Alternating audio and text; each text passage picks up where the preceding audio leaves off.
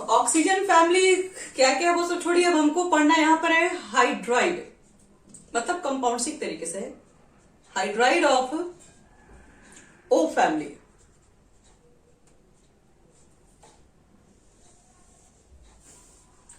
चलो आज हम पी ब्लॉक में ऑक्सीजन फैमिली के अंदर पढ़ने जा रहे हैं हाइड्राइड ऑफ ऑक्सीजन फैमिली।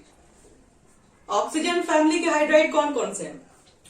तो देखो, सबसे पहला तो वाटर ही है, दूसरा है H2S, ऑक्सीजन, सल्फर, फिर क्या होता है सेलेनियम, टेलुरियम, पोलोनियम। तो लास्ट वाले के ऊपर तो ज्यादा काम नहीं होगा, आपको यही चार के बारे में पढ़ना है। ये हाइड्राइड ऑफ ऑक्सीजन फैमिली है। तो हम लोग यहां पर क्या करेंगे, यहां पर हम लोग कुछ प्रॉपर्टी को कंपेयर करेंगे इसकी। तो सबसे पहले देखो क्या कंपेयर कर रहे हैं हम लोग, एक मिनट। हाँ, सबसे पहले हम लोग इसमें देख रहे हैं किसका साइज, एसिडिक कैरेक्टर पहले देख रहे हैं, एसिडिक नेचर या एसिडिक कैरेक्टर।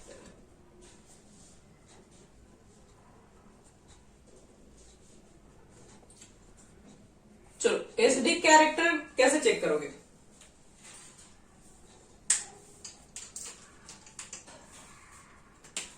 इसमें अगर हमें एसिडिक कैरेक्टर चेक करना, देखिए ध्यान से, तो एक ही बात होता है, जो H+ आयन देगा वो अच्छा एसिड होगा, अथवा जो जल्दी देगा वो अच्छा एसिड और भी होगा। ऑक्सीजन, सल्फर, सेलेनियम, टेलुरियम, ये हैं चार लोग, और हमें चेक करना है इसमें इजिली हाइड्रोजन कौन दे देगा। जैसे HOH, ये आसानी से आपको H दे सकता है, या सल्फर आसानी से H दे सकता है, या सेलेनियम वाले आसानी से H देंगे, या टेलुरियम वाले देंगे। क्या लगता है बच्चे लोग? टेलुरियम वाले क्यों? उस तरीके से टेलुरियम जीतता। हाँ सही। तो मतलब तरीका नहीं पूछना है, मतलब क्या लगता है, क्यों लगता है आपको, है ये रीजन क्या देना चाहिए? नहीं, टेलुरियम का साइज बड़ा है ना, तो उसका जो रेडियस होगा ना वो ज्यादा बड़ा होगा। बस, और ये टेलुरियम के बीच का, और ये रहा सही जवाब, यही है। चलो राइट आंसर यही है। सबसे पहले आ जाएगा H2TE, फिर H2SE, बोल दिए तो मिल गया, समझ लो, H2S और H2O सबसे कम। रीजन देखो इसके जस्ट नीचे ही लिखने जा रहे हैं, लिखेंगे due to increase in size. किसका साइज? तो size of central atom. Central atom, central atom या जैसे कि ऑक्सीजन है, सल्फर है, सेंट्रल एटम को हम मान लो कुछ तरीके M से इंडिकेट कर दे रहे हैं, comma the MH bond. MH बोले तो सेंट्रल एटम और हाइड्रोजन के बीच का बॉन्ड है। The MH bond length increases, the MH bond length increases and the bond becomes weaker। thus जितना बड़ा बॉन्ड होगा उतना ही बॉन्ड वीकर होगा। तो thus टेलुरियम हाइड्राइड यानी TH bond will be easily broken and H2TE will be strongest acid।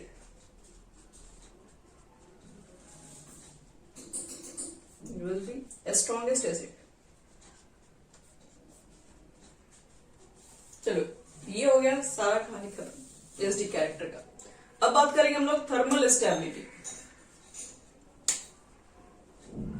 मिटा रहे हैं ऊपर से।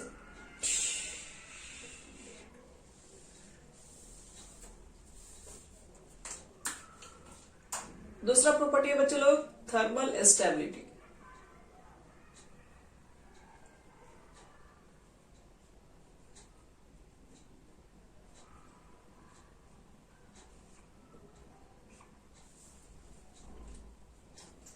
सकता है? थर्मल स्टेबिलिटी ये चारों में किसका ज्यादा होगा? यहां से मिटा रहे ये वाला, क्या मालूम सही है कि गलत? आप लोग तो रीजन चाहिए क्यों? इनवर्सली प्रोपोर्शनल होता है बॉन्ड लेंथ। देखो थर्मल स्टेबिलिटी का मतलब होता है कौन थर्मल पे स्टेबल है, कौन हीट देने पर भी जल्दी नहीं टूटेगा। तो वही जिसका बॉन्ड लेंथ छोटा होगा वो जल्दी नहीं ब्रेक होगा। तो बात है कि यहाँ पर जस्ट इसका अपोजिट हो जाएगा। थर्मल स्टेबिलिटी जो होगा वो H2 में सबसे हाईएस्ट होगा। क्यों? रीजन तो रीजन यही है कि सबसे वहां पर आपके पास बड़ा बॉन्ड लेंथ था तो वीकर था, तो इजिली वहां से H का निकलना आसान था। यहाँ पर छोटा बॉन्ड लेंथ है तो ये जल्दी ब्रेक नहीं होगा, इसलिए ज्यादा स्टेबल है। तो और कुछ नहीं है, यही बस एक लाइन का है, डिक्रीज बॉन्ड लेंथ लिखना, decreasing strength of central atom, उतना छोड़ दो, इतना लिखने के दो। वही जो इतना आपको आंसर जो ऊपर लिखवाए थे ना वही लिख दीजिएगा, कुछ भी नहीं लिखना, वही लिख के बस बोल देना कि आपके पास विल बी इजिली ब्रोकन होगा ना, तो देयर को लिख देना। उसके बाद से जो हम लिखे थे H2T will be strongest acid, तो वहां पर क्या कर देना होगा, सब कुछ सेम लिख के वहां पे लिख देना कि H2O विल बी स्ट्रॉन्गेस्ट या मोर थर्मल स्टेबिलिटी, सब कुछ सेम होगा, यानी कि सेम रीजन ऊपर लगा देना।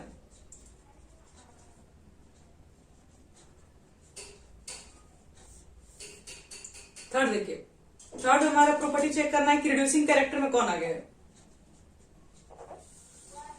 Reducing property,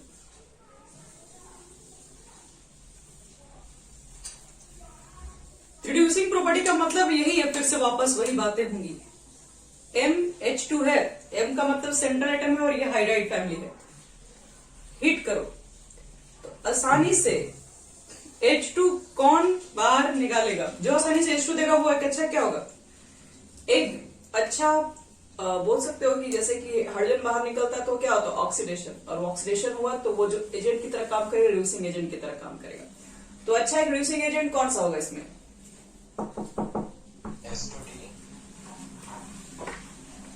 H2TE। Reason? Thermal stability सबसे कम है उसका। हाँ वेरी गुड, यही बस यही रीजन ही देना हम लोग का है। थर्मल स्टेबिलिटी कम है इसलिए इजिली यहां से H2 का बाहर निकालना इजी है, तो लिख देना, वही रीजन हम लोग दे देंगे। Due to low thermal stability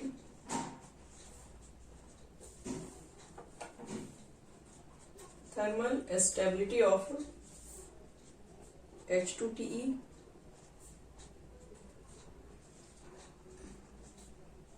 reducing property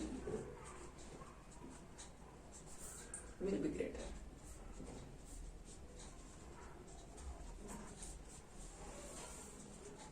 Yeah, it gives easily H2। चलो ये हो गया खत्म। अब बात करते हैं बॉन्ड एंगल। क्या लगता है बॉन्ड एंगल में किसका ज्यादा होगा?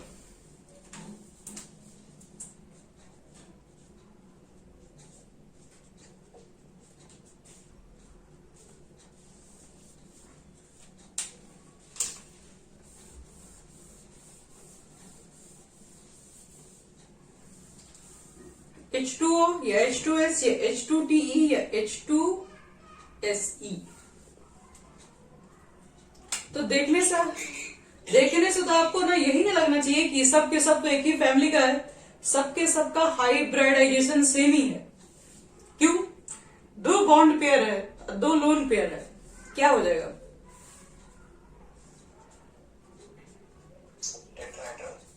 sp3 टेट्राहेड्रल तो खैर नहीं होना चाहिए क्योंकि दो दो लोन पेयर आ गया, स्ट्रक्चर तो बदल देगा पूरा। तो ऑक्सीजन आगे अपना लोन पेयर दिखाएगा, रखिए लोन पेयर को इस तरह से डब्बे में, अच्छा लगता है दिखने में। स्ट्रक्चर तो मैम इसका यही टेट्राहेड्रल नहीं हुआ ना? होना चाहिए था। ये तो सेम नहीं बताता, स्ट्रक्चर सही रहता, मतलब सही नहीं करता। हाँ ज्योमेट्री ही आपको बता रहे हैं मैं। जब ज्योमेट्री के ऊपर बात की जाएगा तो ज्योमेट्री ही चेंज हो जाएगा। स्ट्रक्चर खैर sp3 के अकॉर्डिंग होना चाहिए था वही, लेकिन एक्चुअल में जब निकालते हैं तो इसकी ज्योमेट्री चेंज हो जाती है ना। टेट्राहेड्रल कब होता? जब ये बॉन्ड होता। क्या ये बॉन्ड है? बोलो। जब वो बॉन्ड ही नहीं है, लोन पेयर है, तो फिर ज्योमेट्री आप उस हिसाब से कैसे बता सकते हैं? ये तो बॉन्ड में काउंट ही नहीं होता, आपको सिर्फ यही काउंट करके बताना था। इसके हिसाब से आपका ज्योमेट्री चेंज हो जाएगा टेट्राहेड्रल से। और इसको क्या बोलते हैं? इसको बेंट भी बोलते हैं, या फिर वी शेप बोलते हैं, या फिर और भी अगर मन कर गया तो क्या बोलोगे? एंगुलर। इसमें से कोई एक बोल दो। और इसकी बॉन्ड एंगल कम हो जाती है, और बॉन्ड एंगल जो तुम्हारा कम होता है वो शायद 104 के आसपास आता है। एक मिनट देखो, हम अच्छे से चेक कर ले रहे हैं।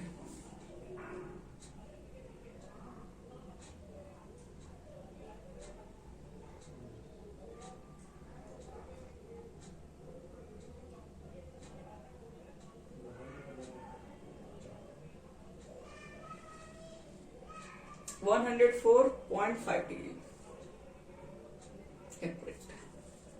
104.5 डिग्री ये इसका बॉन्ड एंगल है। अब पूछा जा सकता है कि भाई sp3 के लिए तो 109 डिग्री 28 मिनट होता है, क्यों बॉन्ड एंगल डिक्रीज करेगा? तो due to have lone pair. बाकी सबका क्या कहना है? ये सबका कितना होता है?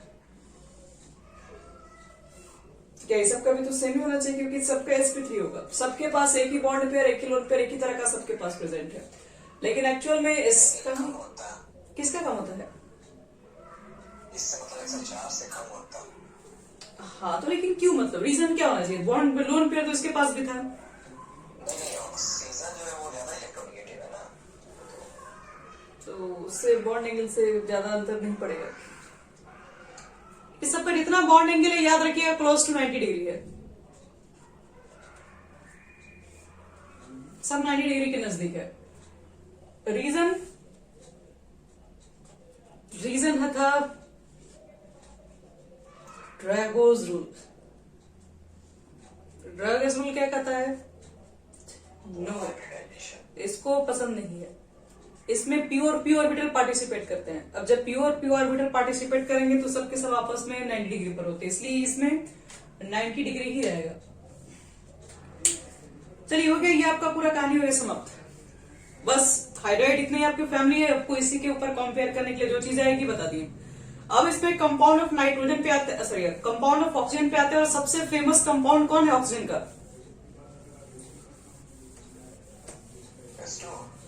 नहीं, ये तो हाइड्राइड में है ना।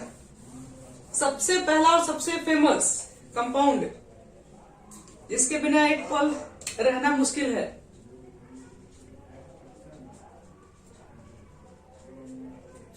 इतना सोचने वाला कंपाउंड ही नहीं है।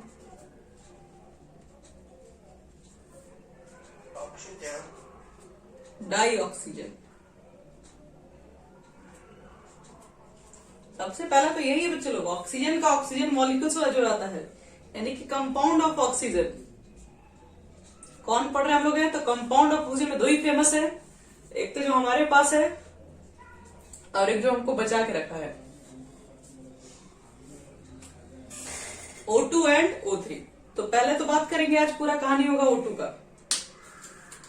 आज हमें चाहिए ऑक्सीजन। ऑक्सीजन अगर हमें बनाना होगा, मान लो आज हम ऑक्सीजन का यूज कर रहे हैं, लेकिन कल को कम हो गया धरती पे, तो इसको कैसे बनाएंगे फिर हम लोग?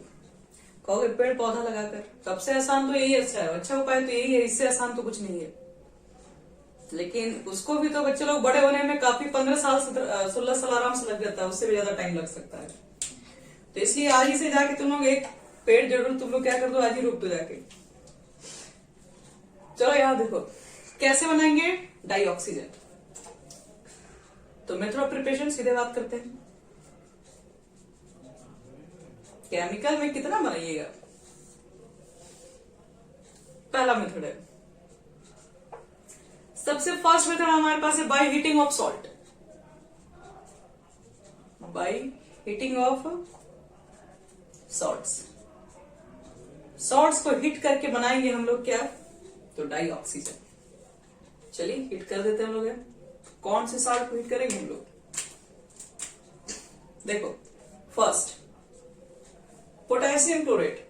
बच्चा जानता है कि पोटेशियम क्लोरेट को अगर हम ले लेंगे और इसको हीट कर दें, और वो भी एक मैग्नीज डाइऑक्साइड MnO2 के प्रेजेंस में इसको हीट करना होता है,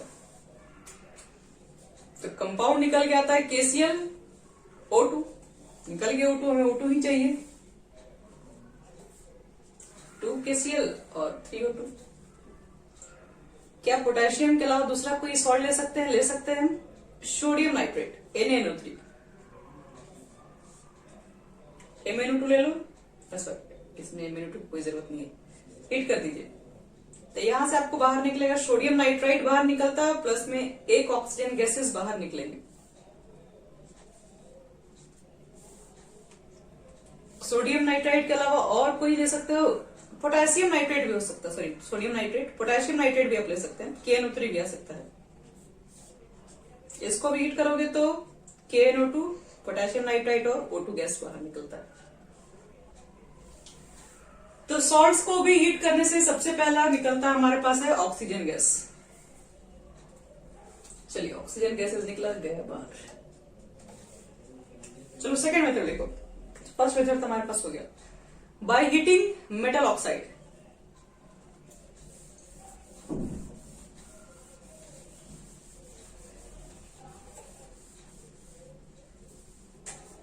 सेकेंड है बाय हीटिंग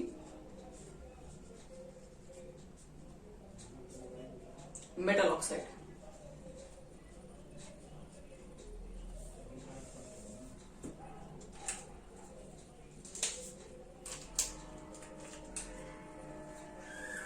तो थोड़ा प्रॉब्लम भी समझेंगे यहाँ पे। मेटल ऑक्साइड भी, मेटल वही कैसा रहेगा आपके पास, किस तरह के मेटल्स होंगे। तो यहां पर जनरली याद रखिएगा कि मेटल्स आपके पास हाईली रिएक्टिव मेटल भी हो सकते हैं, highly reactive metal. Highly reactive अगर आप मेटल का ऑक्साइड लेके आप इसको हीट करेंगे तो वहां से वो नहीं निकलेगा जो आप सोच रहे हैं।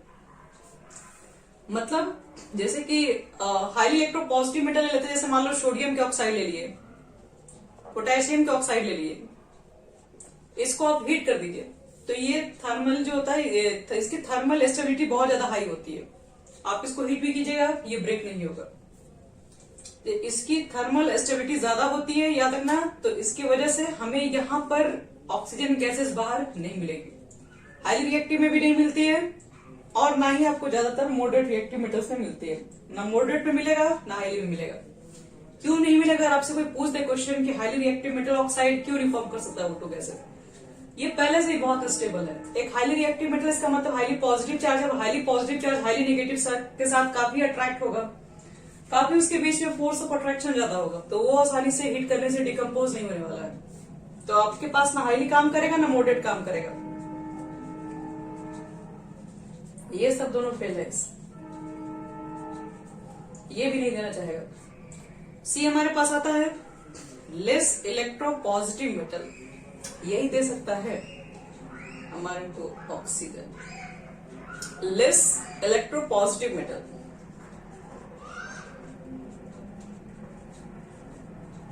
तो लेस इलेक्ट्रोपॉजिटिव मेटल कौन से आपके पास है? तो लेस इलेक्ट्रोपॉजिटिव में हम लोग ले लेते हैं सिल्वर के ऑक्साइड को, Ag2O, हीट कर दो, सिल्वर निकल जाएगा आपका बाहर, क्योंकि इसके बीच में ये बहुत ज्यादा टाइटली अट्रैक्ट नहीं होता है, लेस इलेक्ट्रोपॉजिटिव भी है, कम रिएक्टिव भी करता है, तो यहां से आपको O2 गैसेस निकलने के चांसेस हैं ज्यादा। मन किया तो ले आओ मर्क्यूरी ऑक्साइड भी लेके आ जाओ HgO, यहां से भी तुमको O2 गैसेस बाहर निकल जाएगा। इससे भी आपका मन नहीं भरेगा तो आप लेड ऑक्साइड लेके आ जाइए, Pb3O4, इसको लेके हीट कर दो तो बन जाएगा तुम्हारे पास PbO, और फिर बन जाएगा तुम्हारे पास ऑक्सीजन गैस। और लेड डाइऑक्साइड भी बनता है, PbO2 पर भी बनाया जा सकता है।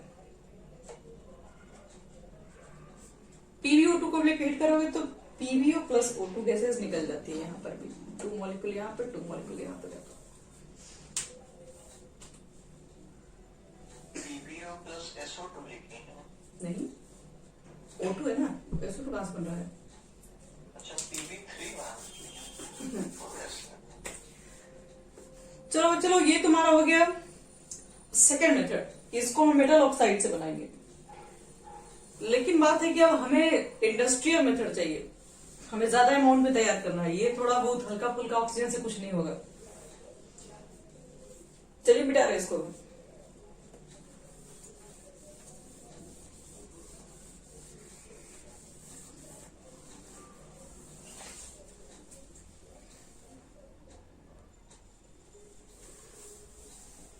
चलिए अब इसके बाद देखो क्या करेंगे इसमें हम लोग। नेक्स्ट हमारा लास्ट है industrial method, third industrial method. चलिए इंडस्ट्रियल मेथड हम लोग कैसे बनाएंगे, तो लिखो डीकम्पोजिशन ऑफ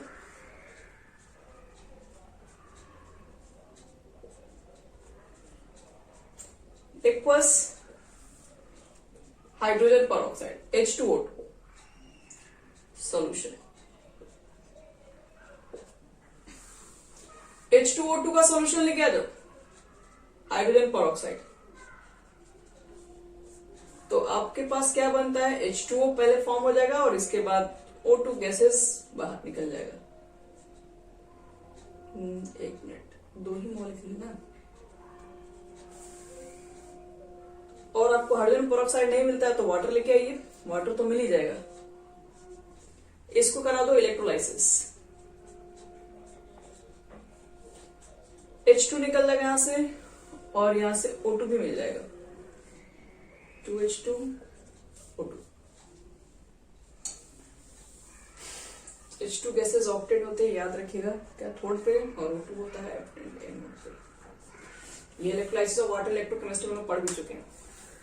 तो ये हो गया बच्चों लोग पूरा ऑक्सीजन गैसेस बनाने के क्या क्या मेथड्स है हमारे पास। 3 मेथड बताया आपको। हमें सॉल्ट से बना सकते हैं, मेटल के ऑक्साइड से बना सकते हैं, वो भी ऑक्साइड होने चाहिए लेस रिएक्टिव मेटल्स के। और इंडस्ट्रियल से बनाना है तो हाइड्रोजन पेरोक्साइड या फिर वाटर को इलेक्ट्रोलाइसिस करके बना सकते हैं। चलिए अब कुछ बात करते हैं इसकी प्रॉपर्टीज और फिर इसके कंपाउंड्स देखेंगे।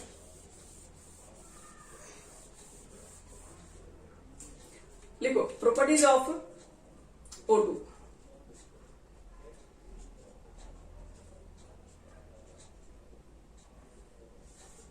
फर्स्ट, ऑक्सीजन गैस का कलर बताइए। इट इज कलरलेस भी होता है, साथ में ऑर्डरलेस भी होता है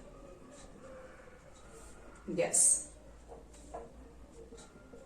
it is less soluble in water. It is less soluble in water. इसमें वाटर की क्वांटिटी बहुत कम होती है। कहा जाता है कि 30.8 centimetre cube of O2 soluble in 1 litre of water.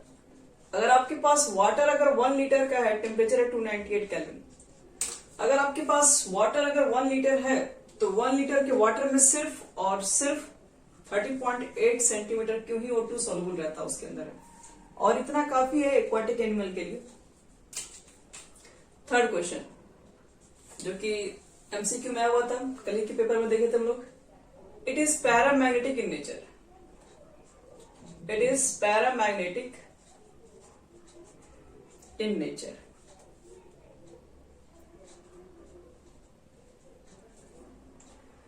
Paramagnetic in nature के ऊपर बात करोगे तो इसकी पैरामैग्नेटिक नेचर कैसे होती है, देखिए आप लोग पढ़े होंगे इसको 11th क्लास में, valence bond theory.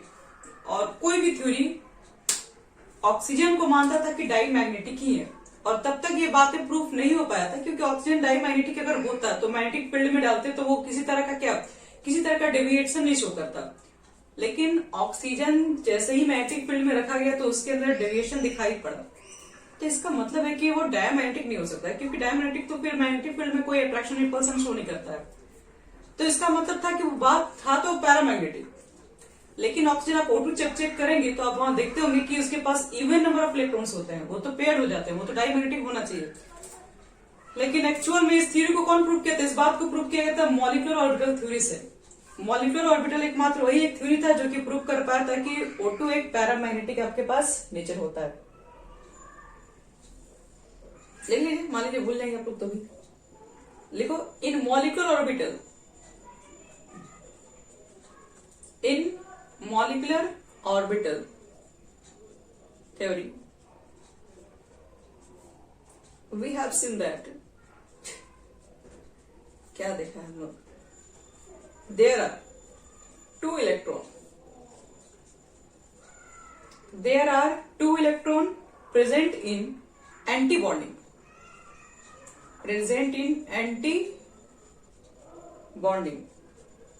or due to this found in paramagnetic nature, these are found in paramagnetic in nature। Anti bonding में 2 इलेक्ट्रॉन प्रेजेंट है, और एंटी बॉन्डिंग में क्या होता है, 2 इलेक्ट्रॉन प्रेजेंट है तो दोनों ऑर्बिटल्स में एक इलेक्ट्रॉन पहले भरते हैं, एक ही में दोनों नहीं भरते हैं। इसकी वजह से क्या होता है, सेपरेट इलेक्ट्रॉन जाएगा तो ऑर्बिटल इलेक्ट्रॉन आ जाता है। तो पैरामैग्नेटिक नेचर का होता है O2, ध्यान रखना होगा।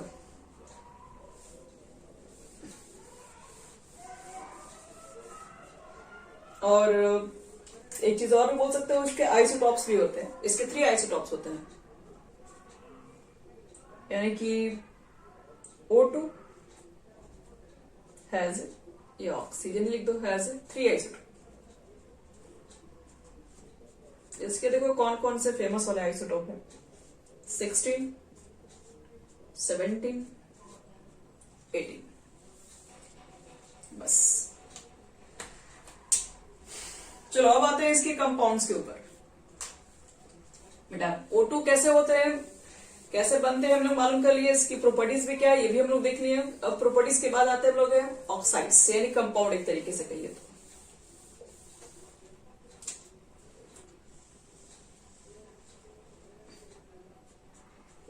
Oxide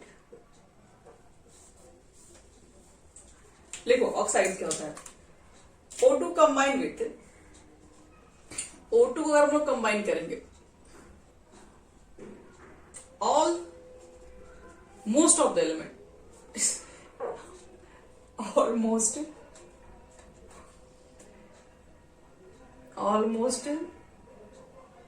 all the elements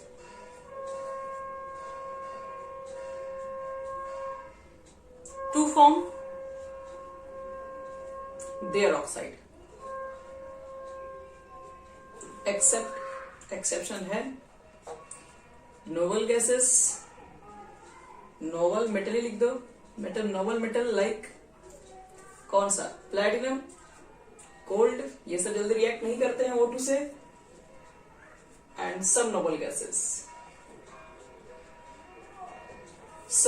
gases like argon, krypton, ये सब कोई पसंद नहीं है।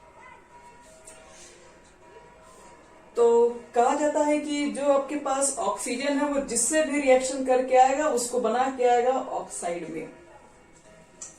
जैसे मान लो उसने किसको चुना, पहले कार्बन को, पहले तो नॉन मेटल के साथ आते हैं, नॉन मेटल,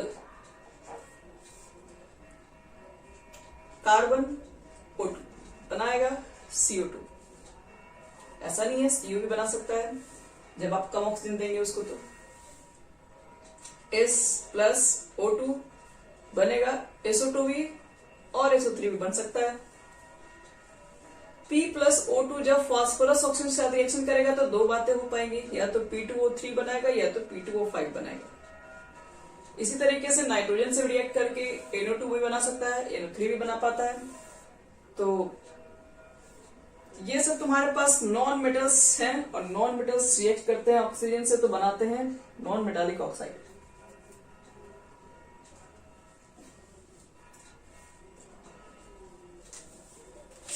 और नॉन मेटालिक ऑक्साइड हम लोग आगे पढ़ेंगे, इसमें ऑक्साइड के भी क्लासिफिकेशन हम लोग पढ़ेंगे भी।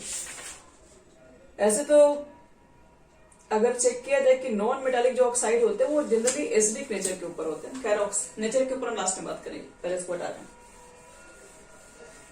मेटल ऑक्साइड ले लो,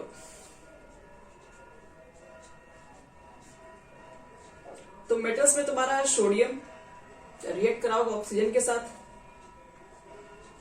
तो क्या क्या फॉर्म कर सकता है वो? Na2O भी बनाता है और Na2O2 भी बनता है, सोडियम परऑक्साइड। फिर देखिए, अगर एल्यूमिनियम हुआ, O2 से रिएक्शन करा देंगे तो ये Al2O3 के लिए फेमस है।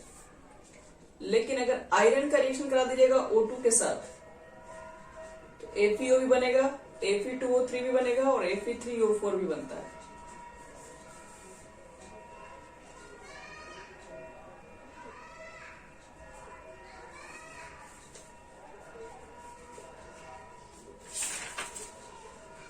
तो इतने सारे भी ऑक्साइड हमारे पास हैं, हमें क्लासिफिकेशन करना पड़ता है कि ऑक्साइड्स के बारे में। Classification of oxides heading.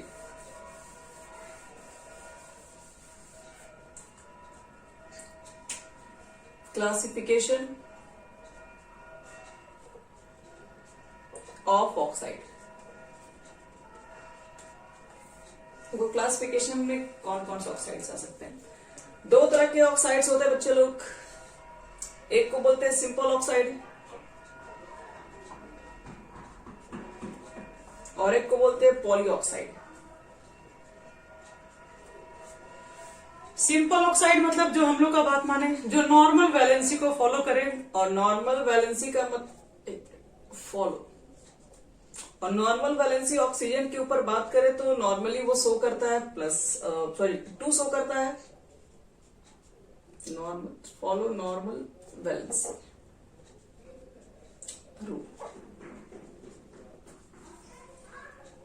तो नॉर्मल वैलेंसी रूल का मतलब क्या है, जैसे कि सोडियम सिंपल ऑक्सीजन से रिएक्शन करके Na2O बनाना ही चाहिए, बाकी सबको बनाना नहीं चाहिए, या ऑक्सीजन की वैलेंसी 2 होगी। O2 से रिएक्शन कराओगे तो MgO, यहाँ पर भी 2 वैलेंसी होगी। Al प्लस O2 Al2O3 बनाओगे तो यहाँ पर भी, मतलब नॉर्मल का कहने का मतलब यही आपके पास है कि जिसमें ऑक्सीजन की वैलेंसी हर जगह 2 ही रहती है, उसी को बोलते हैं simple oxide. C plus O2, यहाँ पर भी ऑक्सीजन की वैलेंसी क्या होती है, 2 है। तो ये नॉर्मल ऑक्साइड हमारे पास है। दूसरा आते हैं पॉलीऑक्साइड, जिनको रूल से कोई मतलब नहीं है, अलग ही इनका रूल चलता है।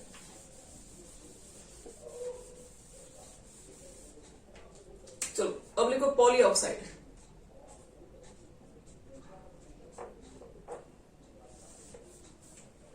देखो पॉलीऑक्साइड क्या है। पॉलीऑक्साइड तो पहली बात, not rule follow of valency. जो ऑक्सीजन की जनरली वैलेंसी होती है उसको ये रूल फॉलो ही नहीं करता है।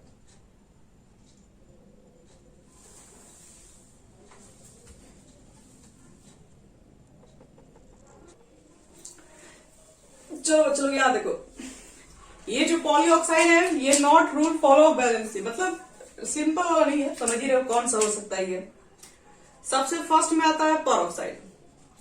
परऑक्साइड के बारे में तो बहुत लोग जान चुके हैं। होता क्या है कि 2 ऑक्सीजन होता है एक ही साथ लिंकअप, और पर ऑक्सीजन के ऊपर -1 चार्ज होता है। होना चाहिए था 2, लेकिन होता है -1। इस पर भी -1 और इस पर भी -1। एग्जाम्पल के तौर पे ले लेते हैं H2O2, बीच में रहेगा 2 ऑक्सीजन, बगल में रहेगा 2 हाइड्रोजन।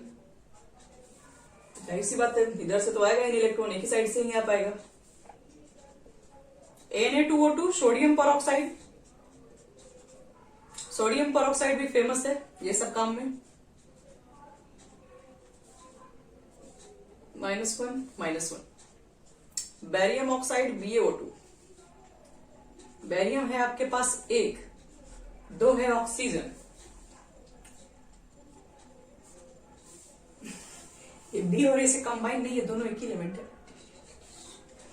चलो तो पर ऑक्साइड दिखाई पड़ गया, जिसमें पर ऑक्सीजन के ऊपर -1 चार्ज होता है, उसको पर ऑक्साइड बोलते हैं। नेक्स्ट होता है super oxide, second.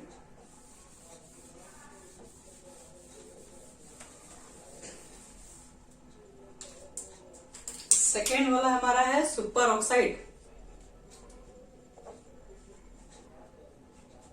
Super oxide में क्या होता है, O2 के ऊपर एक माइनस। आइए इसका मतलब समझते हैं लोग। दो ऑक्सीजन है और एक ही माइनस है, तो कितना बटेगा दोनों में, तो -1/2 और ऑक्सीजन पे तो -1/2 ही बटेगा भाई, और क्या कर सकते हैं। जैसे पोटेशियम पर ऑक्साइड होता है, KO2 फॉर्म होता है, पोटेशियम KO2 बनाता है, सुपर ऑक्साइड बनाता है। कैसे इसमें बनाओगे, तो एक पोटेशियम है, दो है ऑक्सीजन,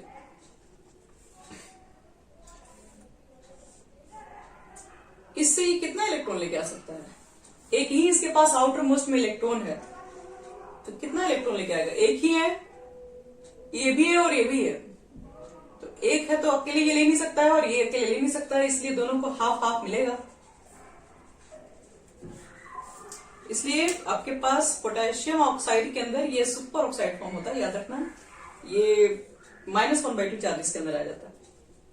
नेक्स्ट हमारे पास होता है सब oxide.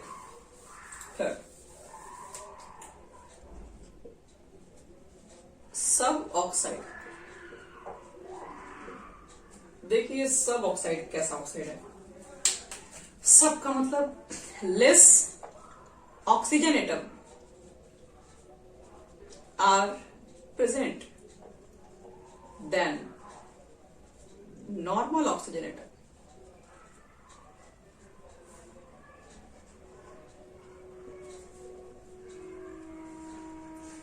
Oxygen atom normal atom से कम प्रेजेंट होना चाहिए। एक मिनट, क्या लिखे हैं, नॉर्मल ऑक्सीजन एटम, जैसे मान लो कि कार्बन है, कार्बन मतलब नाइट्रोजन, मान लो N2O, तो N2O में क्या है, जो ऑक्सीजन एटम है वो क्या है, कम प्रेजेंट है, किससे, तो अपने बगल वाले पड़ोसी से कम प्रेजेंट है।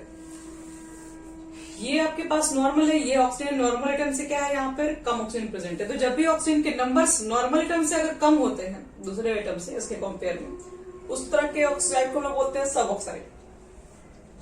इसमें एक और एग्जांपल ये C3O2 भी बनता है, ये भी नॉर्मल एटम से कम है, या नॉर्मल ऑक्सीजन होना चाहिए। फोर्थ बताओ mixed oxide.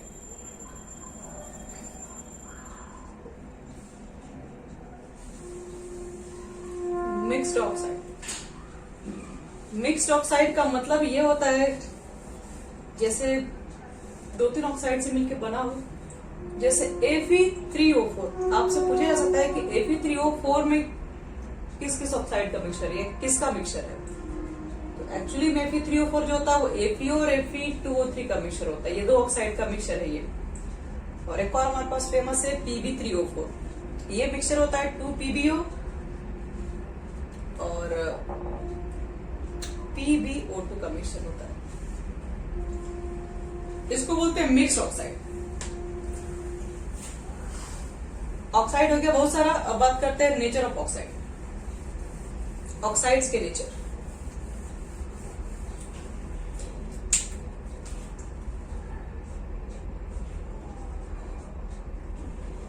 Nature of oxide,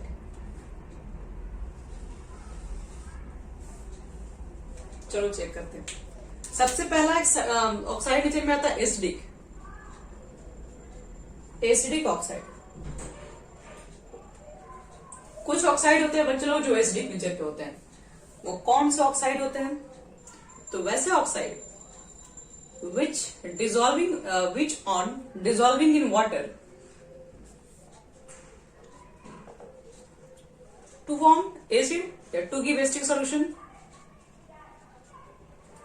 जिसको वाटर में डिजोल्व करे तो एसिडिक सॉल्यूशन मिल जाए। तो ऐसा कौन सा सॉल्यूशन होगा, जैसे देखो तुम्हारे पास CO2 है, तो हमने वाटर में डाल दिया, बना क्या, H2CO3 कार्बोनिक एसिड, और H2CO3 फिर वापस जाकर ब्रेक हो जाएगा 2H+ और CO3- आयन में, तो बन गया H+ आयन, बन गया एसिड। तो बोल सकते हो कि ऐसे कोई भी ऑक्साइड जिसको वाटर में डिजोल्व करे तो एसिड प्रोड्यूस हो जाए, एसिडिक सॉल्यूशन प्रोड्यूस करता हो, तो उसको बोलेंगे एसिडिक ऑक्साइड। पहचानेंगे कैसे, बड़ी बात। तो नॉन मेटल ऑक्साइड पहचानिए आसानी से, जो नॉन जनरली भी लिख दो, generally non metal oxide are acidic in nature. जो बच्चे लोग नॉन मेटल ऑक्साइड होते हैं वो ज्यादातर देखोगे एसिडिक नेचर के होते हैं। जैसे CO2 क्या है, नॉन मेटल ही तो ऑक्साइड है। आगे क्या मिल सकता है, NO2 मिल सकता है, आगे क्या मिल सकता है, AC2 मिल सकता है। ये सब जितने मिलने वाले हैं तो एसिडिक नेचर, पहचान जाएंगे एसिडिक नेचर का ऑक्साइड कौन सा है। अब अगर मान लो कि मुझे चेक करना है इसका एसिडिक कैरेक्टर, इन्हीं लोग का,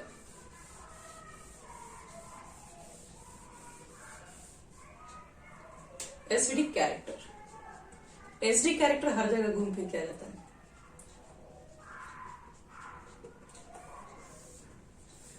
तो एसिडिक कैरेक्टर में क्या, तो इलेक्ट्रोनिगेटिविटी, एसिडिक कैरेक्टर डिपेंड करता है आपका इलेक्ट्रोनिगेटिविटी पे ऑफ सेंट्रल एटम। याद रखना है acidic character directly proportional electronegativity of central atom, और ये भी डायरेक्टली प्रोपोर्शनल किसके, तो positive oxidation state of central atom. बस यही तो है इसकी कहानी एसिडिक कैरेक्टर का। मान लो फॉर एग्जांपल देख लो, N2O, NO2, N2O3। अब तुम्हें मान लो कि बताने के लिए आगे MCQ में which is following more acidic, क्या बोलोगे, इलेक्ट्रोनिगेटिविटी देख लो, सेंट्रल में सब जाएगा, नाइट्रोजन ही बीच में जाएगा। तो सेंट्रल में सेम है, सबकी इलेक्ट्रोनिगेटिविटी सेम है, तो फिर क्या चेक करेंगे, दूसरा इलेक्ट्रोनिगेटिव के बाद फिर देखते हैं कि oxidation state of central atom. यहां पर निकालो तो 2x - 2 = 0, x = 1, x - 2 × 2 = 0, तो x = 4, तो x ये क्या हो गया 2x, और -6 = 0, तो x = +3, यानी कि +1 +4 +3, तो ज्यादा तो 4 वाला में दिख रहा है, तो NO2 को सबसे ऊपर लेके आओ, फिर N2O3 सबसे कम N2O। ये पहला क्वेश्चन। दूसरा क्वेश्चन, P2O5 SO3 Cl2O7। चलो बताओ तो इसमें क्या होगा,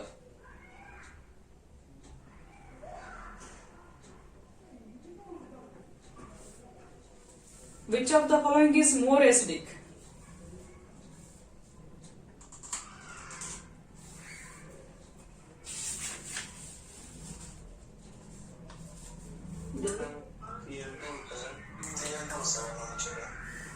+7 देख के बोल रहे हो,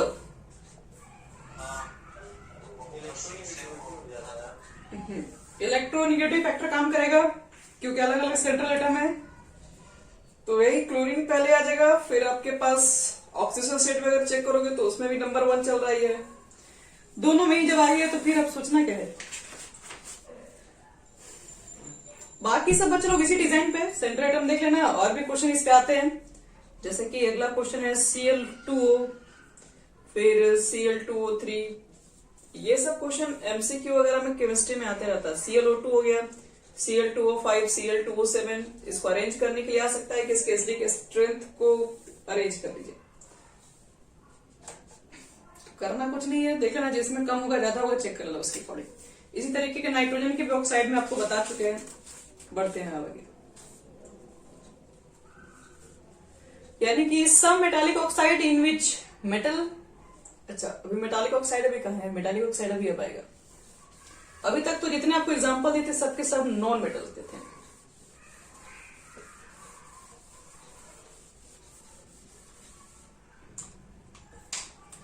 कुछ ऐसे भी कह रहा है कि मेटालिक ऑक्साइड हैं जो कि एसिडिक नेचर के हैं, अभी तक तो हम लोग सिर्फ नॉन ही मेटल देखे। लिखो नोट्स ही लिख लो, notes. Some metallic oxide in which metal is present, metal is present in high oxidation state can behave as acidic oxide. ऐसे कुछ मेटल्स, ऐसे तो कहा जाता है कि जनरली नॉन मेटल के ऑक्साइड ही एसिडिक होते हैं, लेकिन ऐसे कुछ मेटल्स जिनकी ऑक्सीजन स्टेट हाई अगर हो तो वो भी एक एसिडिक ऑक्साइड बना सकते हैं, जैसे आप सोच भी नहीं सकते. Mn2O7 CrO5. Mn का हाईएस्ट ऑक्सीजन स्टेट कितना जाता है? क्वेश्चन आया था एमसीक्यू में, पढ़े हुए थे हम लोग दिन पहले. तो हाईएस्ट 7 जाता है और ये +7 में ही प्रेजेंट है. तो ये आपके पास जो ऑक्साइड होगा ये एसिडिक ऑक्साइड है, ध्यान रखिएगा. क्रोमियम का +6 हाईएस्ट, तो ये भी ऑक्साइड एसिडिक ऑक्साइड. ऐसा तो आपको लग नहीं रहा होगा कि इसका +6 आएगा. कितना है क्या कितना लग रहा है? 10. 8 से याद इतना, जब भी 10 आए दिमाग में, जब भी 10 दिमाग में आ जाए तो समझना कि 8 से बड़ा आज तक किसी का हुआ नहीं है. 10 तो खैर कभी नहीं आएगा. कुछ ना कुछ इसमें गड़बड़ है. क्या गड़बड़ है आप भी जानते हैं, ये फेमस स्ट्रक्चर है, ये वहां पढ़ोगे तुम लोग. बटरफ्लाई स्ट्रक्चर, रिडॉक्स रिएक्शन में ब्लू बटरफ्लाई, इसका सॉल्यूशन ब्लू कलर का होता है. इसमें पेरोक्साइड भी रहता है इसकी वजह से. तो एक काम करते हैं बच्चे लोग, आगे का जो भी हम लोग नेक्स्ट क्लास में करते हैं.